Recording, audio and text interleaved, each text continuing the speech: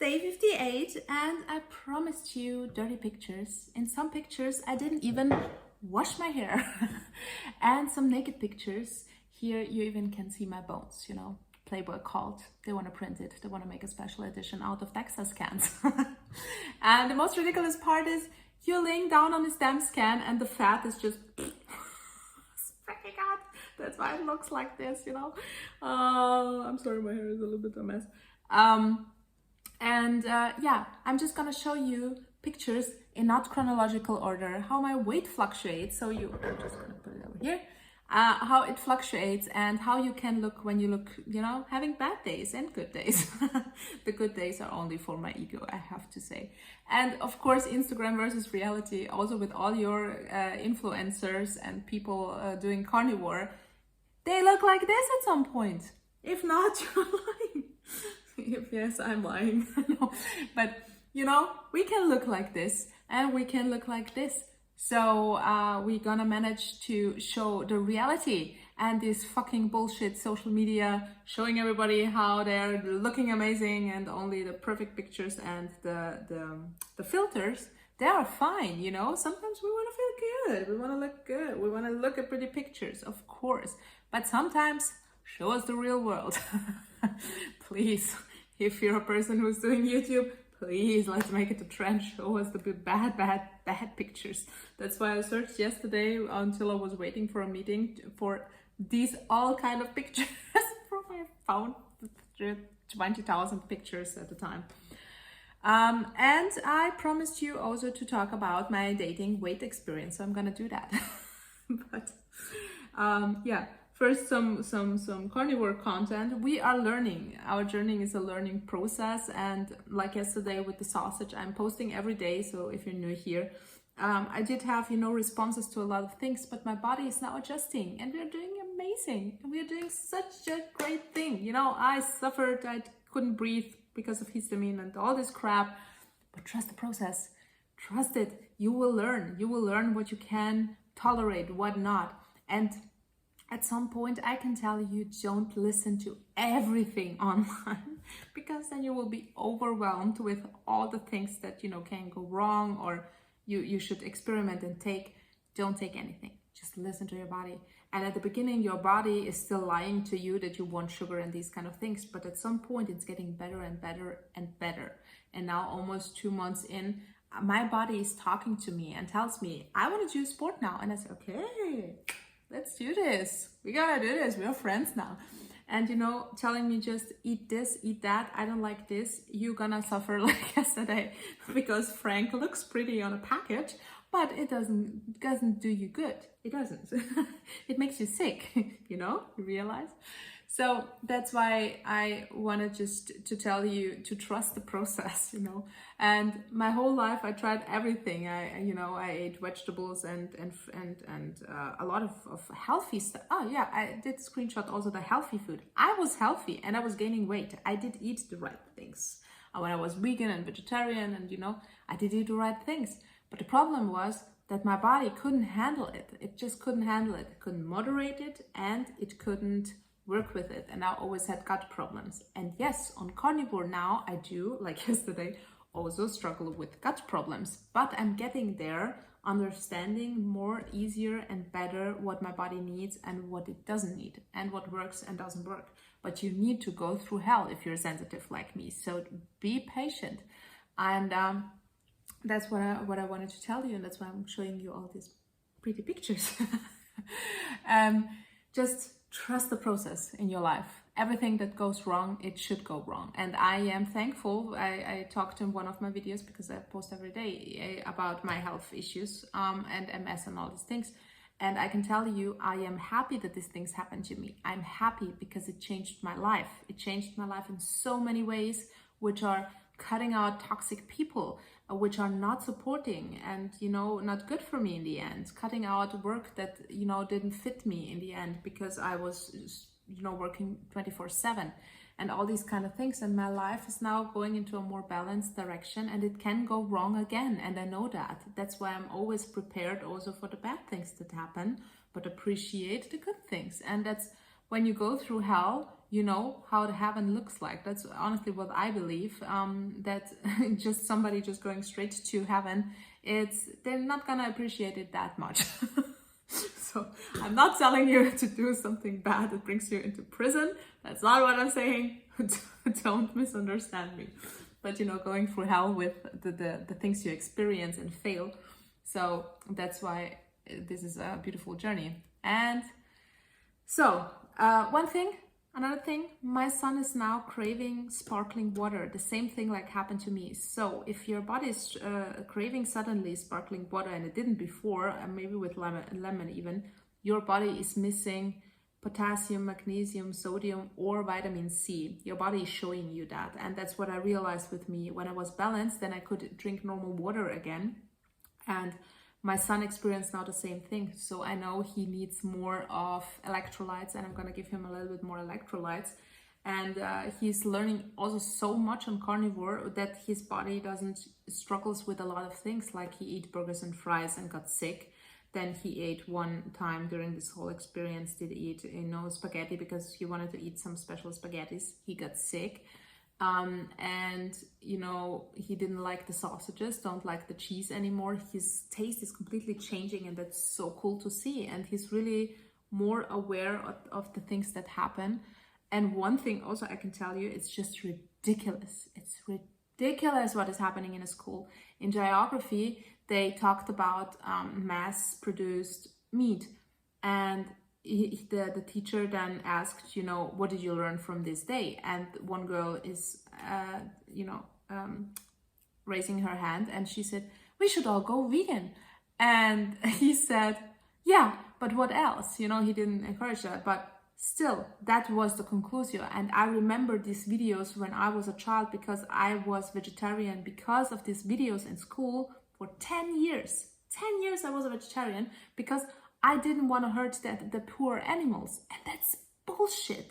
Of course, there is these kind of mass problems and these kind of things, but you have to also show the good parts, you know, the beautiful farmer and who really take care of their animals and give them, you know, the good life and everything, and to show also these kind of things and the nourishing parts of meat. And that was just insane. And just listening also to Italy banned Bill Gates fake fucking meat and these chemical things. Brava Italia. Yeah, also that's just if you know, I saw a lot of people sharing it from the carnivore community, so I do think it's true and not, you know, some deep fake, because that's also very important. You know, so many deep fake shit is going on, so it's just unbelievable what is now our KI it's capable of. So we really have AI, it's in English. We do have really to be very, you know, knowing that. And also we are sitting in the restaurant, and two of the older people sat next to us and asked if we can sit there. And then they were talking about food and these kind of things. And I said to my son, you know, you always have to eat healthy. Remember that. A lot of vegetables. And I was just kicking my son under the table. You know, he shouldn't argue. And that's what I tell my son, don't argue. If people say something like that, just say, yes, I'm gonna do that. Just say that, you know, you don't fight with these people, you don't argue with these people. If they do believe this, they should believe it, but you know better now. And that's why I'm telling my son, don't talk about it, just do it, you know, just don't talk about these kind of things. And I'm not talking about this anymore with anybody, you know, when I said I'm doing this, but I'm not gonna talk about it if you're not open to understand. If so, welcome to my life, you know, we can talk about other things if you don't. So that's the process we're going through. So I hope you understand. And if I'm done now with carnivore, and I'm gonna tell you my weight fucking dating story, and I try to make it short. I dated a guy 6 years ago, and my dating experience is a little bit off because my last two boyfriends were professional liars. I am like a lying detector. I do always recognize people when they're lying and telling bullshit. So that's why I attract police officers. I don't know why, because they know they cannot bullshit me, because I do, you know, see it immediately when they lie. And that's how they improve their lies, because they have to do it to survive. It sounds ridiculous, but it's true, because my ex-boyfriend, one of them, was undercover agent in the drug district, you know. So he needs to lie or he's gonna be killed. So when he, you know, bullshit everybody about his job when we got to know each other, I just called him out after 2 seconds. I said, no, you're a police officer. And he was like, you know, his face went red and what the fuck, you know? And yeah, I just can't smell them. So it's really funny. And you know, my track record goes into this direction. And my other ex-boyfriend was one of the bosses at the Cobra. I think it's in America. It's also called Cobra. You know, the special forces with, you know, the bad guys, and they do need to lie a lot. So it's really funny. It's really funny. So I loved my experiences with my ex-boyfriends. You know, they taught me a lot of things, and we had amazing relationships. It just didn't work out in the end. So there were a lot of different kind of reasons. So yeah, sometimes people come and go and you just, you know, live different lives. So that's fine. But when I started, you know, coming back into the dating world, somebody from my past showed up, and he knew me 6 years ago, and there I had 10 kg less. So I did gain weight. And he wrote me on Instagram, and then we had a fight 6 years ago. So then we just meet up again, and he's also a musician and a software developer. So these two things we do have in common, because I do also my own music sometimes just for fun, nothing. I'm bad, I suck, you know, I'm not good at it. But I do love to make my own songs and these kind of things, like the one I'm showing you in the outro then, but you know, just a little bit more of a funny part. But he's like a real good musician, and we had a lot of in common just talking about these things, and it was fun. And he was completely different, and he grew up in a Christian family which were extremely strict, and at 16 he ran away from home. So I knew always that his way of acting and how he's around girls is different from other men, because he grew up, and I knew his growing up stories, and it was just awful to hear sometimes. And I do understand where he's coming from, so I always was very patient and said, okay, you are completely different than normally the guy I would date, so I will try something else and just be patient and just, you know, just experience something other and see if this is working. But at some point, and after in the dating history, we did kiss, and it didn't feel good. It didn't feel good at all. It's just, you know, I think when you kiss somebody, you know immediately if this is gonna work or not. Honestly, that's my experience. If I kiss somebody, I immediately know if the chemistry is there or not.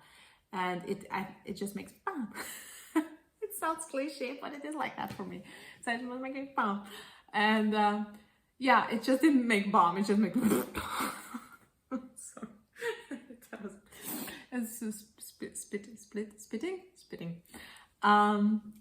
And yeah, not at the kiss. Spit at the kiss. I just spit now. Oh, I'm sorry. It's strange to talk about this, but yeah. And I wanted to write him the next day. You know, we should work as friends, because I think he felt the same. So we just felt something is off, and I think we were at the same page. And then he wrote me that he's going to go back to his ex-girlfriend, and he doesn't want to date at the same time. And I said, okay, wow, fine. I'm so happy for you. I wanted to write you the same thing. Believe me, I'm so happy. You still can go to the interview. I organized you the job interview. So happy if you get the job, and I wish you the best. And if you ever need something, you know, you can always contact me. And then he blocked me everywhere. And I was like, okay, that's a little bit of extreme, but I do understand that from a girl's perspective, and say, you know, I don't want you to have contact with maybe somebody you just recently dated. It's different if you know somebody for years and you're friends, but if it's just a dating person, I do get that. And suddenly 1 month later, one girl is writing me on Instagram like this much, and if I can explain what happened with him and how the dating experience and what we did and blah blah blah, because she's the best friend of his new girlfriend, or his old girlfriend, but now again new girlfriend. And I do understand where people come from, so I said, you know, I can give you even, you know, the data when what happened, if he was cheating on her or something, because I thought he was the good guy in this whole scenario. If she needs to know, I'm just gonna tell you everything. He told her the friend, and she was angry with him and these kind of things. They fought, and he was telling that I'm lying. So I said, you know what, I'm not getting into this drama, just make it your own thing, you know. That's what happened. I never lie, never. So this is what is happening, and you can take it or go, you know, to do with the information whatever you want. And 3 weeks later, the girlfriend of him just wrote me, you know, the drama goes on and just followed me, you know. I just want to have peace, I don't want to date anyone. It just sucks. And then he wrote me, she wrote me, you know, they went on holiday and he's such an asshole. He said awful things to her. I was like, okay, why do you let somebody talk? I don't know him like that. He was always the good, you know, saint guy for me. He never did anything wrong or bad. He was always a little bit more shy and these kind of things. But he was a psychopath in the end. He was a psychopath. So it was insane, you know. You really have to be careful with some people. I really let myself, you know, just see one side of him, but he was never like bad to me. But then she said, because they were fighting and he was so awful, she's pretty sure that he's gonna come back, you know, and write me and want to meet me again. And that's why she wanted to tell me what he's talking about me behind my back. And I was like, I don't want to know that. But she was writing like this, you know. And he said, yeah, 6 years ago, I was pretty, and now I still have a pretty face, but I'm fat, and he doesn't date fat girls, and he's so disgusted by my body. He didn't even see my body. I just wear dresses, so he sees part of my body. And he's disgusted by my body now, and he would never, you know, go further with that. And that's and some very, very other ugly stuff, which are just not true. And I was like, what the hell is wrong with this guy? You know, what the hell? I didn't see that coming at all. And, you know, I told her then, look, I told you the truth, what happened. If, you know, you choose to be with somebody that treats you like this, and I know you're going to go back to him because you're not going to write to me and be scared that he's going to date me again if you're not having feelings and these kind of things.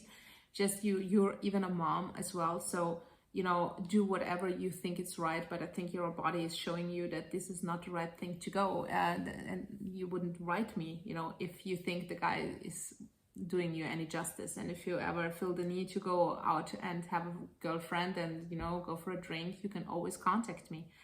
And in the end, she went back to him. So yeah, you know, having this experience when also my weight loss journey started, and I eat so many good things and, you know, healthy and all these things, and still not losing weight. And my body never showed the effort I put in, because my body was really struggling with so many health issues and medication and these kind of things. So everything I put into my body, all the work I've done, all the sport I've done, all the food I ate, which are healthy and these kind of things, always backfired, and I did gain weight, or it just didn't work.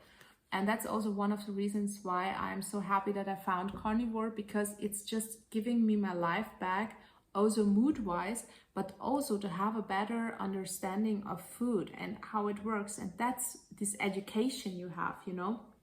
I do react on some kind of things I didn't know, and now I'm finding it out more easily, because, you know, it's just a long journey with a long things. And that's why I'm also always telling you why I hate these haters and YouTube, and why I'm so sensitive to them, because of these kind of experiences I did have.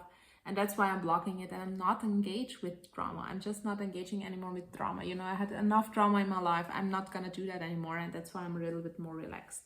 And that's also because if you ask me if I'm single, that's the reason why I'm single. Because, you know, my whole life is now a little bit of difficult, you know. I am a believer in God, so that's hard because people don't sometimes understand that in my country. We do have, most of the people I get to know are vegans or are married, or, you know, and it's so tough to find somebody that's maybe perfect for you, and you know, it's just a good feeling, and then have all these things figure out how the person fit in your life, in your morning habits, and the things you build up for now years, and things you eliminated. And you will struggle again if somebody will now live at my place and still have, you know, the sugar and these kind of things. Like my ex-boyfriends, they do have a lot of sugar and they can eat whatever they want because they're doing, you know, 80 hours a day sport so in the police station. So that's very difficult because I cannot moderate. They can't, they don't have to.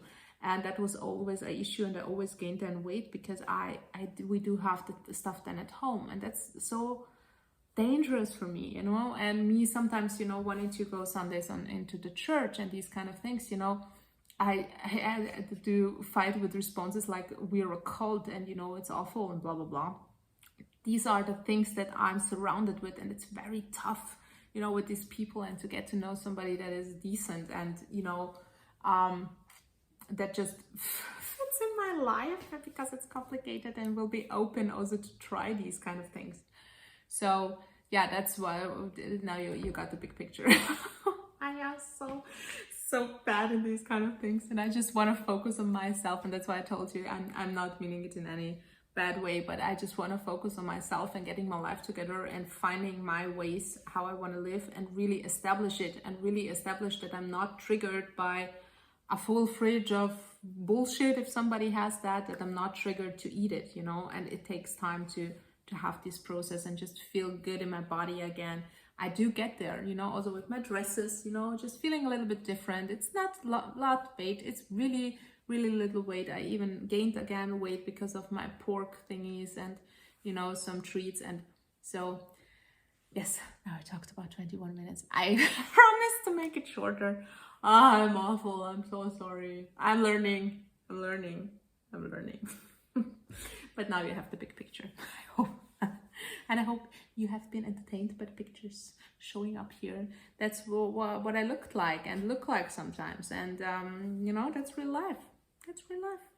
And I love you guys, having you guys. And I'm so happy to read all your cool stories. And maybe you have some funny or awful dating stories you want to share with me. I would be happy and not that alone. Or some stories that happen to you which make you a little bit, you know, uncomfortable, or just, you know, feel ugly. That will have some fun. So to share. I would love to, but you don't have to. I do understand if you don't share it. See you tomorrow, and love to have you, and have the best day. I'm gonna go work now. I have to work. Oh, it's sore.